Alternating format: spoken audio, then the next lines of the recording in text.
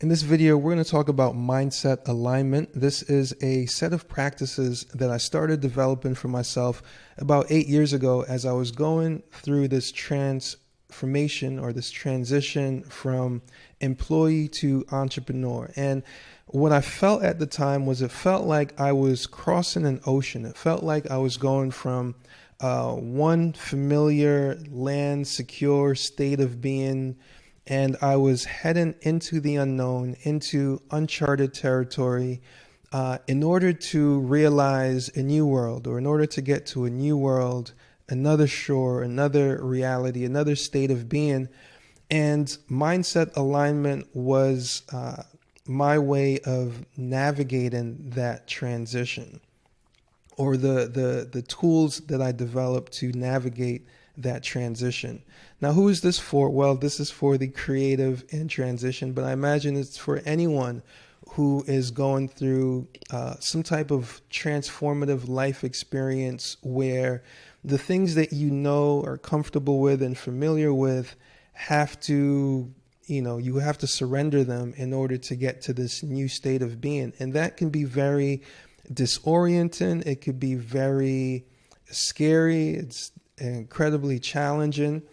And so I think it's important to have some tools at our disposal so that we don't get lost. We don't drown in the abyss of our own transition. We don't get stuck in loops or accidentally, go back to where we're coming from. And so this is a way to reprogram our subconscious and bring our future self in alignment with the present. And again, this is important because we're going into the unknown, and we need to be able to anchor to something. We need whether it's the stars in the sky. I'm speaking metaphorically, but we need to be able to chart a course for ourselves that allows us to get to know ourselves over time. And so it starts with keeping a mind log. And so the same way a sailor keeps a log of all of the ship's activities, the longitude and latitude, the weather, the supplies in the ship, what's going on, we want to keep a mind log of what's going on inside of our heads, what's going on in our emotional world. And we want to make a ritual out of this. We want to do this on a daily basis, because when you do, over time, you can start to see patterns. You can start to see reoccurring things crop up. And this is what allows us to chart our course. This is what allows us to see, okay, maybe I've been here before, and how can I not get stuck here, right? The mind log is your journal, and it's very important to keep it constantly updated so that you know where you are in your journey and in your transition. The next idea is what I call impression management. And this is where we want to manage the things that we impress upon ourselves, the ideas, the images, the things that we hear, our surroundings. And this is important because if we're going from one world or one state of being to another, we have to, like I said, reprogram our subconscious. And our subconscious is largely programmed by the things that we encounter and the beliefs that we develop over time, the habitual thoughts. And so the mind log helps us to keep a record of those habitual thoughts. And impression management is how we manage those thoughts so that as they crystallize into beliefs and harden into beliefs, they are the beliefs that are in harmony and in resonance with the new world that we are creating for ourselves. So what does that look like? There's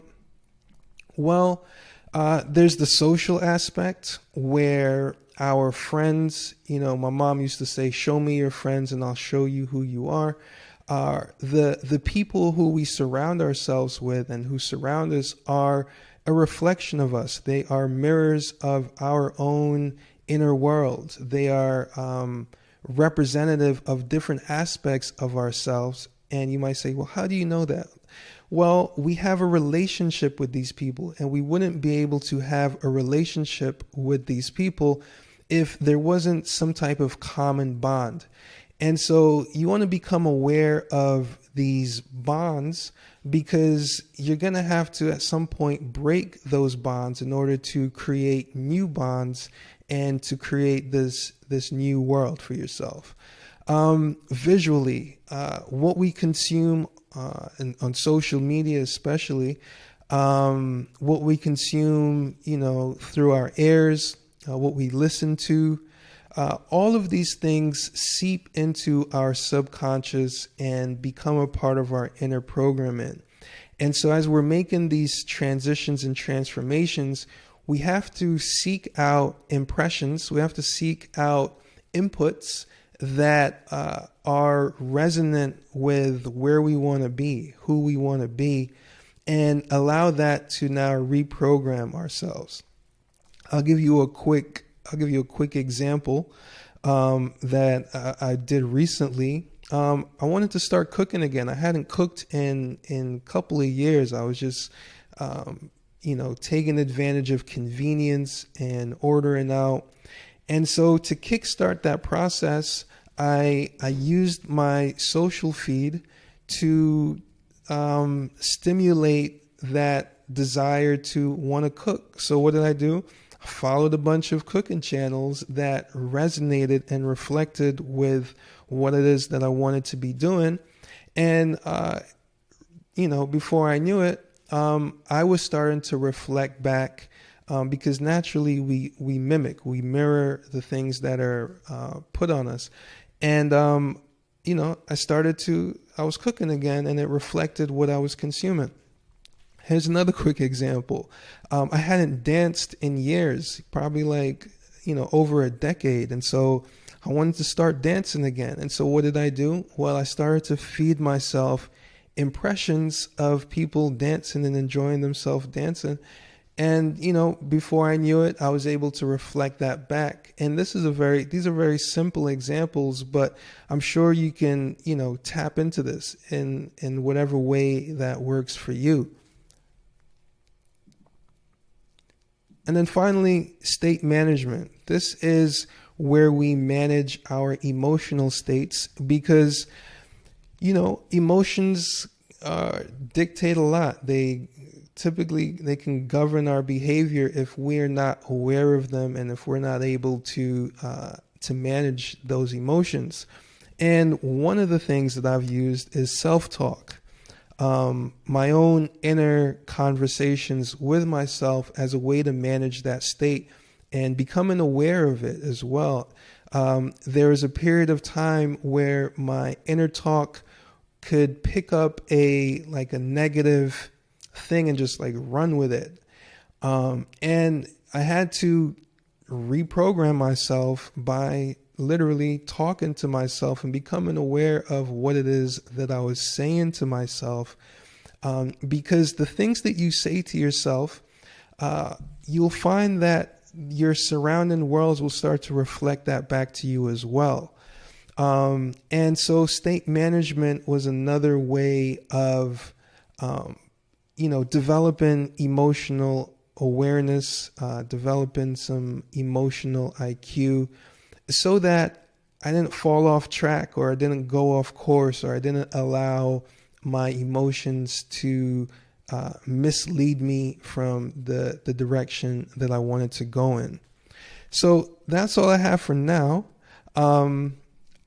Very interested to know what you think, if this is something that is useful to you, or if this is something you'd like me to talk more about. I'd be happy to do so. But this is just the beginning. This is a primer. This is a way for me, like I said, to start to unpack the things that have served me, so that hopefully they can serve you as well. Peace.